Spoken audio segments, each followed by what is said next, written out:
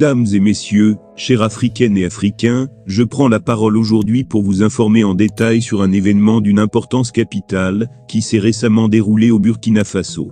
Le 26 septembre 2023, notre nation a été confrontée à une menace sérieuse, une tentative de coup d'État visant à renverser le gouvernement de transition. Il est essentiel de replacer cet incident dans son contexte. Près d'un an auparavant, en septembre 2022, le capitaine Ibrahim Traoré était arrivé au pouvoir à la suite d'un coup d'État. Cette prise de contrôle avait marqué un tournant dans l'histoire politique du Burkina Faso, déjà affligé par une décennie de violences terroristes dévastatrices sur une grande partie de notre territoire. Cette situation instable avait conduit à des changements de régime fréquents et à une fragilité institutionnelle. Le 26 septembre 2023, le gouvernement burkinabé a annoncé que les services de renseignement et de sécurité avaient réussi à déjouer une tentative de coup d'État. Cette déclaration faisait suite à la mise en place d'un plan bien orchestré visant à perturber la stabilité de notre nation. 4 officiers ont été interpellés, tandis que 2 autres étaient en fuite, tous soupçonnés d'être impliqués dans un complot contre la sûreté de l'État. Cette action décisive a été entreprise sur la base de renseignements crédibles et d'une dénonciation digne de foi. Le parquet militaire, dirigé par le procureur Ahmed Ferdinand Sountoura, a réagi rapidement en ouvrant une enquête circonstanciée pour élucider les faits dénoncés. Cette enquête vise à déterminer l'ampleur de la conspiration, à identifier les éventuels complices et à garantir que la justice soit rendue dans le respect des droits de l'homme et des lois en vigueur.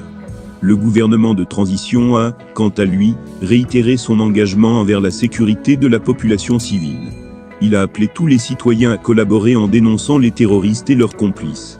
Cette démarche reflète la volonté de nos autorités de lutter contre toute menace visant à perturber la stabilité nationale tout en respectant les principes fondamentaux des droits de l'homme. Il convient de souligner que le Burkina Faso a considérablement renforcé sa capacité à faire face aux menaces terroristes et aux ennemis du pays. Lors de la commémoration de la fête de l'indépendance nationale, le colonel Assimi Goïta, président de la transition malienne, a mis en avant l'arsenal d'équipements militaires de pointe dont nous disposons désormais.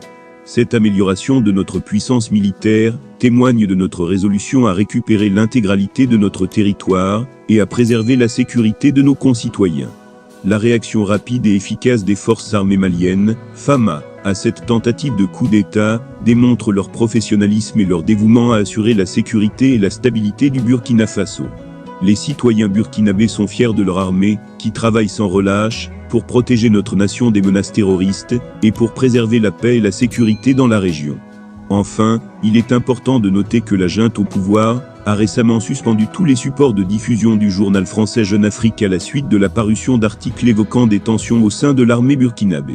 Cette décision a suscité des débats sur la liberté de la presse dans notre pays et sur la nécessité de garantir un environnement médiatique transparent. En conclusion, nous sommes à un moment critique de notre histoire, confrontés à des tentatives répétées de déstabilisation. Cependant, la réponse déterminée de nos autorités et le soutien indéfectible de notre population sont des éléments essentiels pour préserver la stabilité et la sécurité du Burkina Faso.